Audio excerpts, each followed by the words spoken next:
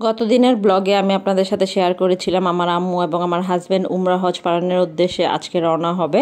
তো আজকে হচ্ছে সেই দিন। আমি সকাল সকাল একদম ঘুম থেকে উঠে গেলাম। সকাল বলতে একদম ভোর 4টা বাজে। এত সকালে ওঠার কারণ হলো সৌদিতে আমার মামা থাকেন আজকে অনেক বছর। তো মামার সাথে আম্মুর অনেক বছর পর দেখা হবে, তাই মামাকে অনেক পদের মাছ দিয়ে দিব, যা যা পারি একটু খাবার দাবার দিয়ে দেওয়ার জন্য। তো মাছগুলো যেহেতু প্যাকেজিং হবে, তাই আমি সকালবেলা উঠেই মাছগুলোকে আগে ভেজে নিয়ে তারপর ঠান্ডা করে বক্স করব। তো ফার্স্টে ফ্রিজ থেকে যা যা মাছ বের করার ছিল সব মাছ বের করে আমি ভিজিয়ে দিলাম। যেহেতু পাবদা মাছ বরফ ছাড়তে বেশিক্ষণ সময় লাগে না, তাই পাবদা মাছটাকে আগে ভালো মতো ধুয়ে নিয়ে মশলাপাতি দিয়ে দুই পাশের দুই চুলায় কড়াই বসাই দিয়ে আমি এখন পাবদা মাছটা ভাজা শুরু করে দিব। আর পাবদা মাছ ভাজা হতে হতে আমি অপর পাশে অন্যান্য মাছগুলো ম্যারিনেট করে রেখে দিচ্ছি কিছুক্ষণের জন্য। আমার মামা অনেক বছর হয় যে দেশে আসেন না, সৌদি আরবেই আছেন বেশ কিছু বছর ধরে। তো আমাদের পরিবারে কেউ আসলে যাওয়া হয় না ওইদিকে। আর যেহেতু আম্মু যাচ্ছে এবার উমরা হজের উদ্দেশ্যে, সেহেতু মামার সাথে তো দেখা হবেই। আর সেই জন্য উনি যা যা খেতে পছন্দ করেন, বেসিক্যালি উনি ছোট মাছ খুব পছন্দ করেন, আর তার জন্য দেশি ছোট মাছটাই বেশি দেওয়ার চেষ্টা করেছিলাম। আর মাশাআল্লাহ আম্মুরা সৌদিতে পৌঁছানোর পর মামা সেদিনই আম্মুদের সাথে দেখা করতে আসে। আর দেখা করতে আসার সময় যখন এতগুলো প্যাকেট দেখে মামা তো পুরাই খুশি হয়ে যায়। আর খুশি হয়ে আমাকে বারবার বলতেছিল যে তুই এত কষ্ট করে এত কিছু দিয়ে পাঠাইছিস। আসলে যার জন্য করা, তা সে যদি তৃপ্তি ভরে খায় এবং সে যদি খুশি হয়, তাতেই আসলে সব সার্থকতা। আর এই যে ছোট চিংড়িগুলো কিন্তু আম্মু এনেছিল আমার বিভিন্ন তরকারির সাথে খাওয়ার জন্য। মামার সাথে রাতে কথা বলার সময় যখন বলতেছিলাম যে ছোট চিংড়ি খাবা, তখন বললো যে হ্যাঁ দিয়ে পাঠাস তো।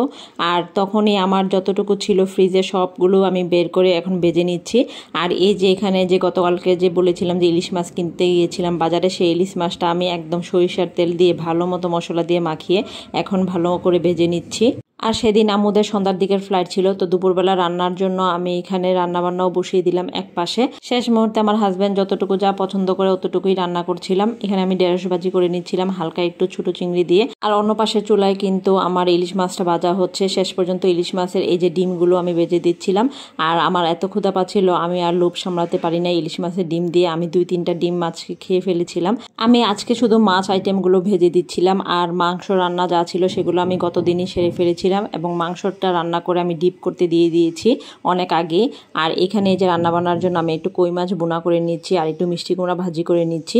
কই মাছটা আমার হাজব্যান্ডের খুবই পছন্দ, বিশেষ করে এই দেশি কই মাছটার ভুনা হলে ওর আর কিছুই লাগে না। রান্নাবান্নাটা আমি খুব তাড়াহুড়ার মধ্যে শেষ করছিলাম, কারণ সব কিছু গুছগাছ করে দিতে হবে। সবগুলো মাছ ভাজা হয়ে গেলে আমি মাছগুলো ঠান্ডা হওয়ার জন্য ফ্যানের নিচে দিয়ে দিলাম। তারপর এক এক করে সবগুলো আমি বক্সে প্যাকেট করে করে কস্টেপ দিয়ে পেঁচায় পেঁচায় সব সুন্দর মতো প্যাকেট করে ট্রলি ব্যাগে দিয়ে দিলাম। আর এই যে এখানে আমার ভাই এবং আমার ভাগিনা সবাই মিলে এখানে আম্মু এবং আমার হাজব্যান্ডের ব্যাগ গুছাতে ব্যস্ত ছিলাম। আমরা সব গুছগাছ ছেড়ে আমরা বিকালের দিকে বাসা থেকে রওনা দিয়ে দিলাম, আমিও গিয়েছিলাম সাথে। আর এই যে আমার হাজব্যান্ড এবং আমার আম্মু, যদিও বা ব্লগটা কিছুদিন আগে আমার আম্মুরা 15 দিনের প্যাকেজে গিয়েছিলেন এবং ওনারা আল্লাহর রহমতে এখন বর্তমানে সহি সালামতে চলেও এসেছেন। কিন্তু আমার আপুদের সাথে ভিডিওটা শেয়ার করা হয়নি, তাই আমি আপনাদের সাথে ভিডিওটা এখন শেয়ার করছি।